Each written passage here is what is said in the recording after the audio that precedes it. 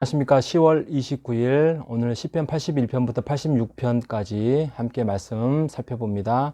하나님 아버지 114 말씀을 통하여서 우리가 말씀을 손에서 놓지 않고 하나님의 은혜 가운데서 살아가는 자들이 되게 하여 주옵소서. 예수님의 이름으로 기도합니다. 아멘. 예, 오늘 좀 많은 시인데요. 간단하게 한번 살펴보고 핵심적으로 두 가지만 제가 말씀을 드리고 마치려고 합니다. 먼저 81편은 절기에 대해서 유월절이라든지 초막절이 그들에게는 굉장히 중요한 절기인데 그때 지은 시입니다. 그때 하나님 앞에 나오면서 회개하고 순종할 때 찾아오는 축복에 대해서 이 시는 이야기를 하고 있습니다. 예를 들면 원수를 하나님께서 대적하신다. 그리고 영원한 시대가 계속될 것이다. 세 번째로는 하나님께서 먹이실 것이다. 네 번째로는 반석의 꿀을 먹게 할 것이다. 이게 회개하고 순종하는 자에게 찾아오는 축복이라고 이야기를 하고 있습니다. 그리고 82편에 가면은 하나님의 공의에 대해서 이야기를 하고 있습니다.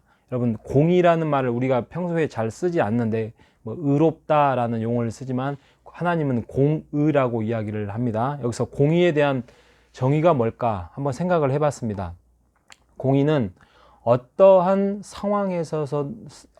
상황에서든지 변하지 않는 올바른 판단. 이것이 재판장이지요, 원래는. 근데 사람은 치우치게 되어 있는데 하나님은 변하지 않는 재판장이다. 그래서 공의의 하나님이라고 이야기를 할 수 있습니다. 자, 83편은 하나님의 도움이시다. 여러분, 예를 들면 살아가면서 굉장히 힘들고 여기 위기에서 벗어나고 싶고 뭔가 좀 이렇게 구제받고 싶고 회복하고 싶고 낫고 싶고 하는데 어떤 엄청나게 큰 능력 있는 어떤 사람이 뭐 그게 부자가 됐든 뭐 능력 뭐 치유자가 됐든 그 사람이 회복을 시킨다라고 생각을 해보십시오. 그러면 그 사람을 우리가 어떻게든지 찾아가겠죠. 근데 하나님은 우리의 도움이시다. 이런 이야기입니다. 그래서 하나님, 내가 힘들고 어려운 그런 상황에서 원수에서 침묵하지 마시고 우리를 구출해 주십시오. 잠잠히 하지 마십시오라고 이야기를 하고 있습니다. 자, 그리고 시편 84편 이제 핵심인데요.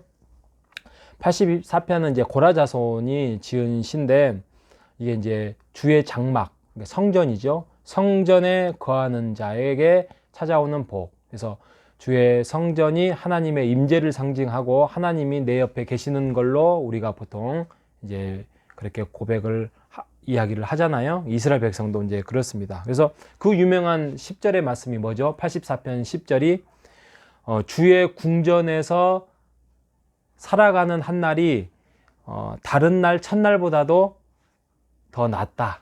그리고 악인의 장막의 거함보다 내 하나님의 문지기로 사는 것이 낫습니다. 그 유명한 고백이 진짜 그런 것 같습니다.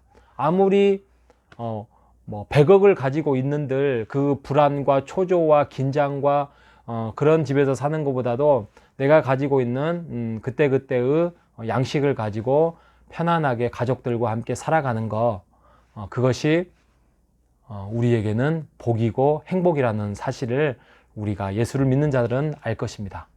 예? 아니라고요? 100억이 낫다고요? 예, 한번 기도해 보십시오.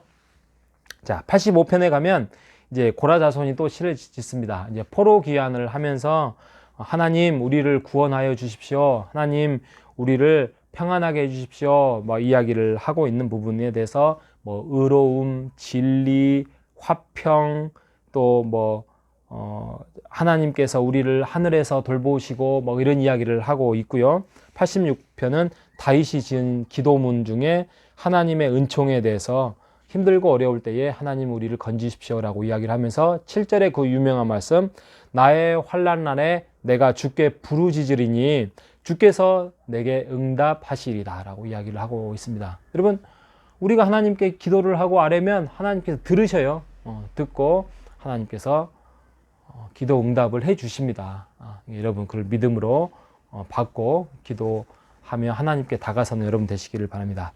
자, 첫 번째 이야기는 시편 83편의 이야기입니다. 주님이 계시는 곳을 사모하라는 이야기죠.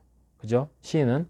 그러면서 주님이 계신 곳이 이제 성전인데 그 당시에 성전에 하나님의 임재가 거하는 곳이기 때문에 사람들이 목숨을 걸고 몇십 일을 거하면서 그 예루살렘 성전에 대해서 여행을 떠나지요. 강도를 만날 수도 있고 추위에 굶주림에 죽을 수도 있는데 목숨을 걸고 그 성전을 향해서 눈물로써 그 자리에 찾아갔을 때 하나님의 영광이 임하고 하나님의 임재가 임한다는 사실을 그들이 알았기 때문에 그들은 목숨을 걸고 하나님의 성전에 다가섰습니다. 그게 성전 신앙이었어요.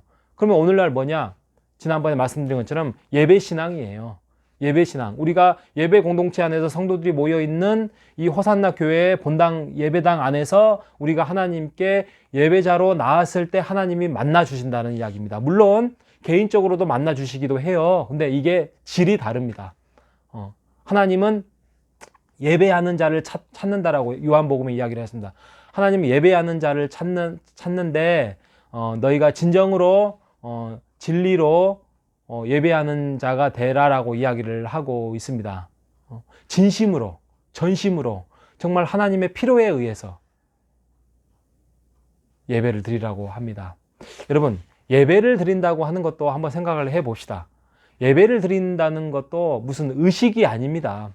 하나님께서 우리를 만나보고 싶어 하는 하나님의 목마름의 마음을 예배라는 그 제도로 만드신 것입니다. 그러니까 우리가 어린 아이를 막 낳고 또 손자 손녀를 보면 막 이렇게 안아주고 싶고 만나고 싶고 그러잖아요. 그런 것처럼 하나님도 우리를 만나고 싶어 해요.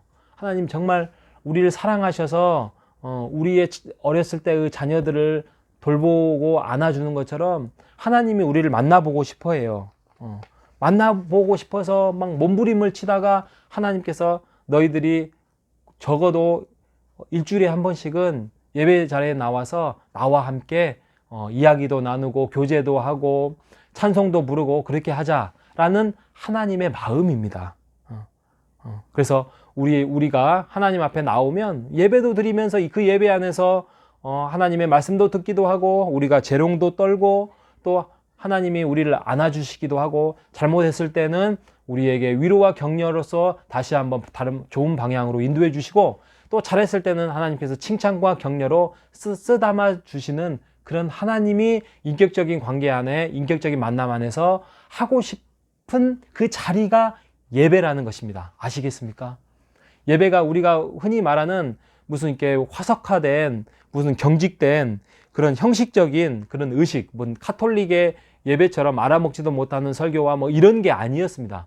그것들을 우리가 개혁하기 위해서 나왔는데 우리가 그런 마음은 딴 데 가 있고 몸만 와 있는 예배는 우리가 종교 개혁에 할 의미가 없지 않겠습니까? 여러분, 내일도 우리가 주님 앞에 나오는 예배의 자리에 여러분 하나님 앞에 만남의 자리다. 그 간절한 소망을 가지고 나아오는 여러분 되시기를 바랍니다. 하나님은 예배하는 자를 간절히 찾는다고 하였고 하나님은 영이시니 예배하는 자를 영과 진리로 진심으로 예배를 드린다라고 이야기를 했습니다. 자, 두 번째 이야기는 제가 시간이 없을 것 같아서 제가 한마디로 이야기하겠습니다. 6절에 보면 고통의 메마른 골짜기를 지나가고 있습니다. 근데 그 메마른 골짜기가 그게 눈물이지만 그게 기쁨으로 변하는 환경이라는 것입니다. 환경은 변하지 않습니다. 그 장소가 하나님과 함께 하셨을 때 우리의 안목이 변하고 우리의 마음을 바꾸게 하여서 결국에는 그 눈물의 골짜기가 하나님의 기쁨이 넘치고 폭포수와 같은 생수의 강이 흐르는 그 환경으로 하나님께서 결국에는 바꿔주실 것이다라는 이야기를 하고 있는 것입니다. 여러분, 고통의 순간을 여러분 즐기라는 말씀은 못 드리겠습니다. 하지만 그것을 지나가려고 애를 쓰십시오. 피하려고 하지 마십시오. 피하면 또 그 길을 만나 볼 것입니다. 그러니 그 길을 눈물의 골짜기라 할지라도 함께 격려하고 힘을 북돋아 주어서 주님이 원하시는 그 자리에, 그래서 그 자리가 정말 화평의 골짜기, 또 기쁨의 골짜기, 생수의 강이 넘치는 그 골짜기를 우리 호산나 교회 안에서 함께 만들어가는 우리 모두가 되시기를 간절히 바라겠습니다. 내일 주일날 뵙겠습니다. 기도하겠습니다. 하나님 아버지 감사합니다. 우리에게 예배를 주시어서 예배자로 또 예배라는 주의 예배를 허락하여 주셔서 감사합니다. 그 예배를 사모하며 코로나에 잃었던 그 예배의 회복을 우리가 가져올 수 있도록 인도하옵소서. 살아계신 예수님의 이름으로 기도합니다. 아멘.